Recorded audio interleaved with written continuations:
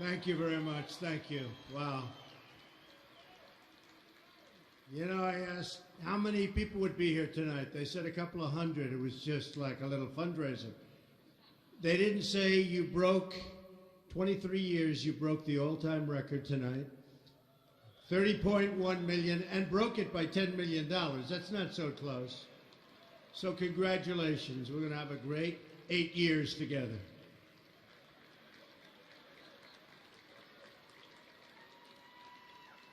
And Rasmussen just came out with a very good poll. You'll be liking this poll. This poll is good. Yeah, we're going to do a good job. More importantly, we're going to do a great job. And then we're going to win it the old-fashioned way. We're just going to win it. And I want to thank everybody. This is a lot more than 200 people. This is a hell of a big room. Yeah. That's far back. Can you see over there? See, I would have gotten rid of these columns, actually. But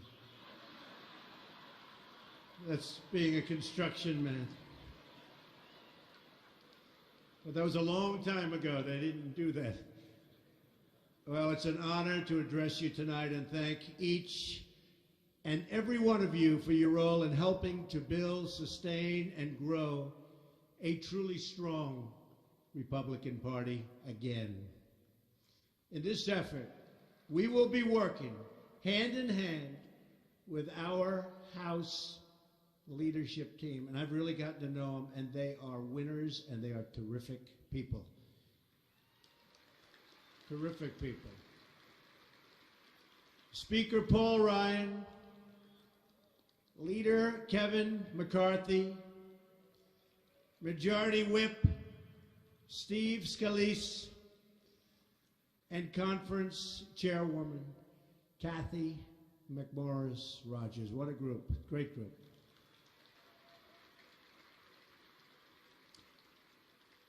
Also with us tonight, a man who I have a lot of respect for, gave me a very early endorsement, former Vice President Dick Cheney, along with his daughter, Congressman Liz Cheney. Where is he? Thank you, Dick. Thank you. Thank you, Liz.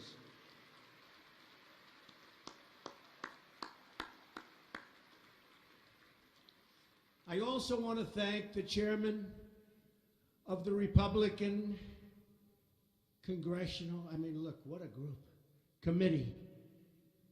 Where is Steve? Where is he? They lost him backstage. Steve Stivers, where is he? Steve, what the hell happened? I think he left. Everyone's looking. It's the second time he's been introduced. Steve, are you there? Oh. Come here, Steve. What a job you did. Come here, Steve. He's embarrassed. Come here. Come on. Get up here, Steve. Come here. Just say, thanks, everybody. See, that's a real worker. Oh, boy. No talk, all action, right? We like people like that. Congratulations to Steve. And March dinner chairman, Steve Womack, and the NRCC finance chair, Ann Wagner. Thank you. Thank you. Thank you, Ann. Thank you. The work of the NRCC never ends. In fact, we have 4 special elections currently underway in Georgia. We won. Montana, we won. Kansas, we won. And South Carolina. We love South Carolina.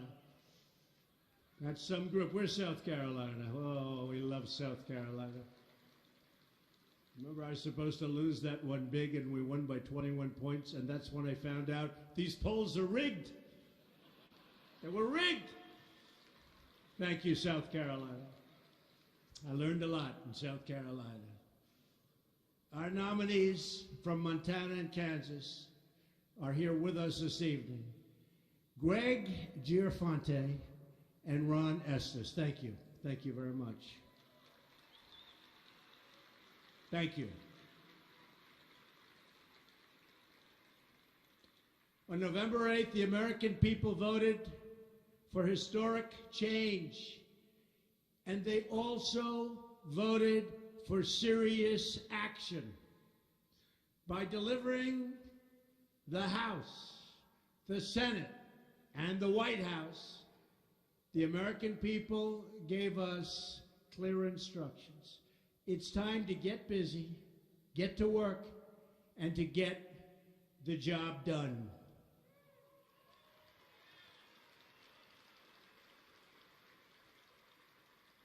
That legislative effort begins with Thursday's crucial vote. And it really is a crucial vote for the Republican Party and for the people of our country. To finally repeal and replace the disaster known as Obamacare. That's what it is, a disaster. Premiums have soared double digits and even triple digits. Insurance companies are fleeing. 1/3 of counties only have one Obamacare insurer left. I was in Tennessee 4 nights ago. They've lost half the state. The insurance companies are gone, and they're going to lose the next one pretty soon, from what they say. And last night in Kentucky, we had a tremendous crowd, 25,000 people more, and a similar crowd in Tennessee, by the way, packed, with thousands of people outside. They couldn't get them into these massive arenas. There's something going on that's really incredible in this country. It's really incredible. But Kentucky also is having a tremendous problem, as you know, and as you've read, with Obamacare and many other states. The House bill ends the Obamacare nightmare and gives health care decisions back to the states and back to the American people. These are the conservative solutions we campaigned on, and these are the conservative solutions the American people asked us as a group to deliver. We are keeping our promises. I go to these arenas, and they have signs all over the place. He's kept his promise. He's kept his promise, because I've done a lot of work. The border is in the best shape it's been in decades, down 61% since inauguration. General Kelly, you know, they used to put political people. I refuse to say political hacks, because I would not say that, because there is no such thing as a political hack. But they would put nice political people at the border. I put General Kelly, recommended by General Mad Dog Mattis.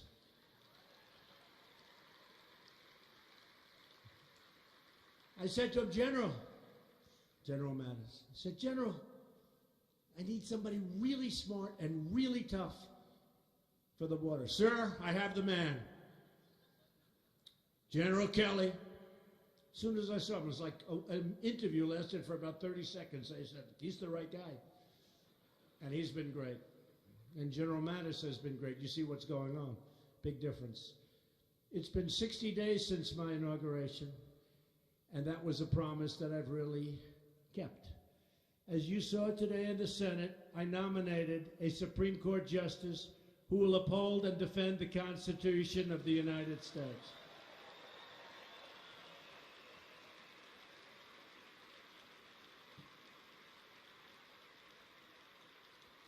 I've taken historic action to eliminate unnecessary job-killing regulations, and we've just started on that one. But we've gotten rid of a lot of them. That includes eliminating regulations, crushing our coal industry. We're going to put our great coal miners back to work. Clean coal, clean coal. I've cleared the way for the Dakota Access and Keystone XL pipelines and added a requirement that American pipelines be constructed with American steel. That was the last minute. I said, where are we getting the steel? I won't tell you where, but you can guess. I said, from now on, we have to go. You got to build them here. You want to put pipelines under our land, you're going to make the pipe in this country. And one other thing happened, I have to tell you, it's sort of interesting. So I get a call from the ex-president of Goldman Sachs, who now works for us, Gary Cohn. I said to him, Gary, let me ask you, I heard there was a lawsuit. I hear the pipeline company is suing us. I said, how much? $14 billion. I said, wait a minute.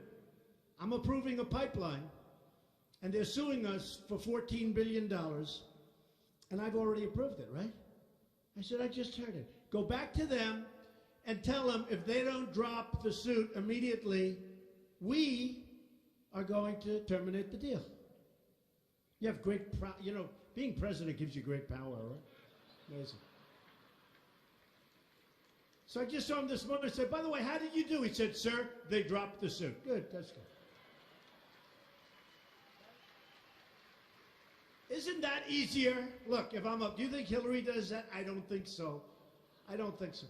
Isn't that easier, though, than settling for like $4 billion in 7 years from now? But the lawyers aren't happy at all. They don't like it. We got a lot of lawyers in this crowd. They're not happy about that deal. Because of the new business climate that we're creating, jobs are already starting to pour back in. Companies like Sprint, Intel, ExxonMobil, where a great man, Rex Tillerson, is doing an incredible job. Incredible.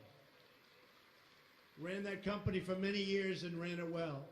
Walmart, Ford, Fiat Chrysler, General Motors have all announced that they're keeping or adding tens of thousands of jobs right here in America. It's a big difference. You used to hear they're all leaving. Now they're all coming back. They're coming back, too, believe me. And if they don't, we're taxing the hell out of their product, so you know they're coming back. Why didn't somebody start doing that 25 years ago? One company said, sir, we're building a big plant. There's nothing we can do to stop it. It's already under construction. I said, here's the story. When you make your cars, or whatever, and you fire all our American employees, and then you think in your new plant, beautiful new plant, congratulations, you're going to sell that product across our border tax-free, you're wrong. 35% tax. It's amazing how quickly they say, you know, I think we've decided to stay in the United States. I only wonder, why didn't somebody do this like 25 years ago? You would have had nobody leaving. So far, I think I'm batting about 100%. To save taxpayer dollars, I've already begun negotiating better contracts for the federal government, saving over $700 million on just one set of airplanes, of which there are many sets. As I promised during the campaign, I have proposed a budget that eliminates the defense sequester and fully rebuilds the United States military. We need it more than ever.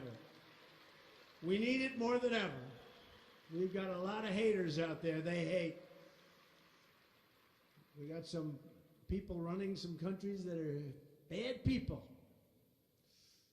We will take care of it. We will ensure that the America warrior, and if you think about it, the great American warriors, because that's what they are given the tools, the funding, the resources, the training, and equipment they so richly deserve. They are warriors. And they have old equipment. They're not going to have old equipment much longer. And we will take care of our great veterans. What's happening there is going to be incredible. Finally, we're going to take care of our veterans. Our defense expansion will fully pay. And this will be something that is so important. It will be fully paid by making government leaner, more accountable, and just perfect for our people. But I will tell you, if it's not fully paid, because we're doing a big number with the planes and the ships. You know, our Navy is at World War I levels. Can you believe that? World War I levels. So if we don't fully pay, we're going to do a little work, but we're going to get our military rebuilt bigger and better and stronger than ever, because we have no choice, folks. There's some bad players out there, and it's going to go quickly. I have also followed through on my promise to secure, protect, and defend the borders of the United States. And yes, we will build a great border wall at our southern border. will be built. These security actions will save billions of dollars, millions of jobs, and thousands of lives. We're also taking decisive action to improve our vetting procedures. The courts are not helping us, I have to be honest with you. It's ridiculous. Somebody said I should not criticize judges. Okay, I'll criticize judges. To keep criminals and terrorists the hell out of our country. We are keeping these promises and many, many more. After we repeal and replace Obamacare, our Republican majority will pass massive, historic tax reform, the biggest tax cut since Ronald Reagan, and potentially even bigger. Going to be very big. And by the way, we had to go, had no choice, had to go with the health care first. You know how it works. This is one room that really does know how it works. But we had to go with the health care first. And we're doing well. I think we're going to have some great surprises. I hope that it's going to all work out. Then we immediately start on the tax cuts, and they're going to be really fantastic. And I am looking forward to that one. That one's going to be fun. That one's going to be fun. That's called the Wheelhouse. We're going to do a great job for companies. We're going to bring back, could be $3 to $5 trillion from overseas, money that can't be brought back. It's part of our taxes. And it will lower the business tax rate from one of the highest in the world to one of the most competitive anywhere in the world, way, way down. We will do everything we can to lower business burdens and to make it easier for our businesses to thrive and compete, but in exchange they must hire, invest, and grow in America, or we're not giving them anything, okay? They got to do that. That's the one thing. We're working with the automobile industry, who have been played around with. And I'm saying, we'll do things for you, but you got to build new plants all over the place. You got to build new plants in our country. And they're doing it. They're starting. It's going to be amazing. I have called this model, the model that you've been watching, the model that's created so much value, the model of bringing back jobs and bringing back industry. I called it the American model. And this is the system that our founders wanted. Our greatest American leaders, including George Washington, Hamilton, Jackson, Lincoln, they all agreed that for America to be a strong nation, it must also be a great manufacturing nation. Have to make money. The Republican platform of 1896, more than a century ago, stated that protection and reciprocity are twin measures of American policy and go hand in hand. I mean, we have situations where other countries who have zero respect for our country. By the way, did you notice they're starting to respect us a lot? A lot. A lot. They'll charge us 100% tax on some kind. 100%. And we charge them nothing. They'll make it impossible through regulations for our product to be sold in their country. And yet they'll sell their product routinely in our country. Not going to happen anymore. The word reciprocity. They do it, we do it. Who can complain about that? Big difference. You're talking about big, big dollars, too, by the way. The platform went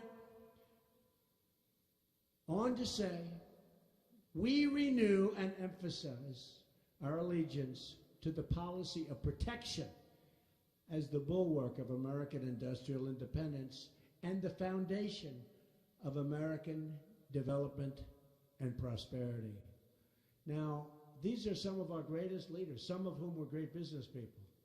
They understood we have to do it. And just so you understand, I'm a free trader, but free trade has been very unfair trade. So I now say I'm a fair trader. And I want to trade all over the world. I don't want to have it just here.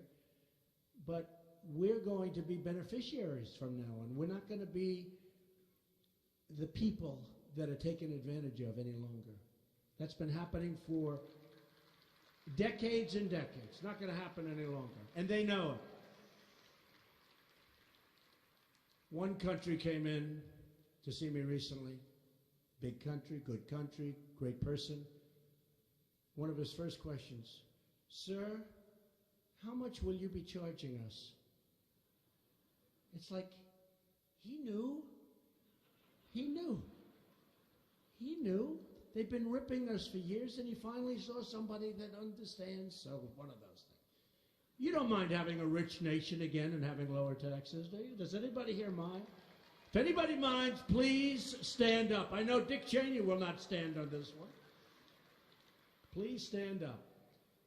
As long as the GOP stands for made in the USA. Remember in the old days, cars, also made in the USA, right? We don't have that too much anymore. We're going to have it again soon. I'm telling all the car companies, put a big label, made in the USA. It's going to stand for quality. Our party will have a very, very bright future. It is fitting that we are in the National Building Museum. Since its founding, the Republican Party has been a party of builders. Many of the great builders are in this audience tonight. Some of them I have to compete with, and I don't like very many of them, but you know. Some of them I do. Some of them I truly dislike a lot. But now I like everybody. I like all the great builders. See, and now it's different. Now we're all on the same side. So I like, see the guy over there? I couldn't stand that guy for years. He did a good job, but I couldn't stand him. Now I like you. Our first Republican president, Abraham Lincoln, ran his first campaign for public office in 1832 when he was only 23 years old. He began by imagining the benefits a railroad could bring to his port of Illinois without ever having seen a steam-powered train. He had no idea, and yet he knew what it could be. 30 years later, as president, Lincoln signed the law that built the first transcontinental railroad, uniting our country from ocean to ocean. Great president.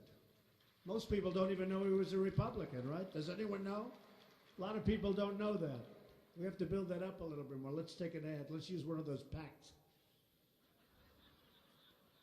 Those packs. You never know what the hell's going to come out of those packs. You think they're friendly. Although the best ad I ever had was one done against me by Hillary. It was so good. I said, I hope that she keeps running that ad. Another great Republican president, Dwight Eisenhower, had a vision of a national infrastructure plan. As an officer in the Army after World War I, he joined a military convoy that trekked across the nation to the Pacific coast. It traveled along the Lincoln Highway, called then the Lincoln Highway. Its journey began by the south lawn of the White House at a monument known today as Zero Milestone. Anybody know where that is? The journey made a great impression on then young Eisenhower. More than 3 decades later, as president, he signed the bill that created our great interstate highway system, once again uniting us as a nation. Now is the time for a new Republican administration working with our Republican Congress to pass the next great infrastructure bill.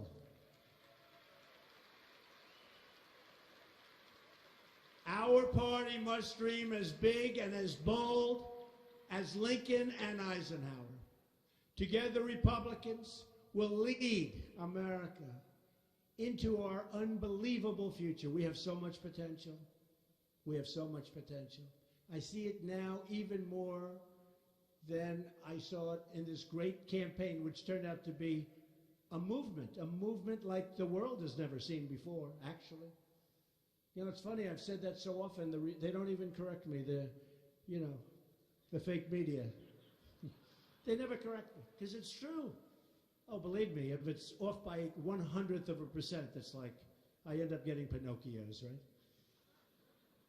They don't even correct me. One of the great movements of all time. Imagine, and it's not my movement, it's a movement of the people. It's been something that's really been very special. I'm like a messenger. I'm nothing more than a messenger. I'm a messenger. I did a good job as a messenger, but I'm a messenger. It's been a lot of fun, too. Imagine the breakthroughs that will breathe fresh life into forgotten places. Picture the new roads that will carve pathways all across our land, and we need them. And think of the new inventions that will lift up the sights of our nation. Finally, as we imagine this new prosperity at home, let us also work to achieve real and enduring peace abroad.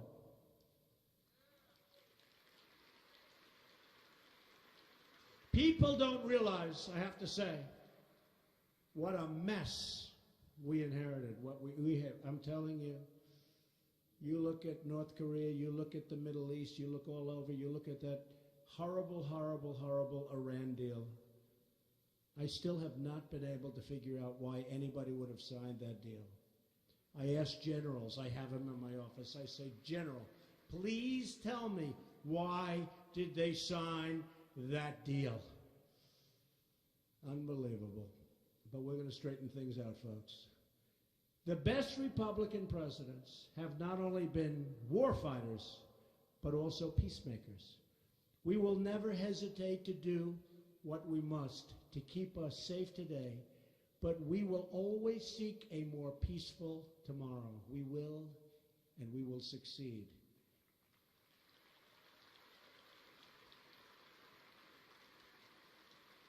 If we stand for these things, safety, prosperity, and peace, then there is no limit to what we can achieve. A future where millions are lifted from welfare to work, and they're going to love it. They're going to love it. They're going to love waking up in the morning, going to work. Communities thriving with jobs and surging with commerce. Inner cities filled with new hope and new opportunities. Schools where our children can learn free from violence and free from fear. And new frontiers in science, technology, and space that inspire the next generation of American youth. All of this and so much more is possible. Our country is great. A new national pride is stirring our souls. A new optimism is sweeping our land. A new era of American greatness is just beginning. Somewhere in America tonight, a child is born in poverty, looking up into the sky and filling their heart with dreams, big, beautiful, bold dreams. And if we make the right choices together, then no one will ever have to tell that child that their dreams will have to wait for another day, another year, or another decade. Because the waiting now is over. The time for action is now. This is the moment when great deeds are done, and we will do those great deeds. By putting our faith in the people and by putting our trust in God, we will rise to this occasion like no one has ever risen before.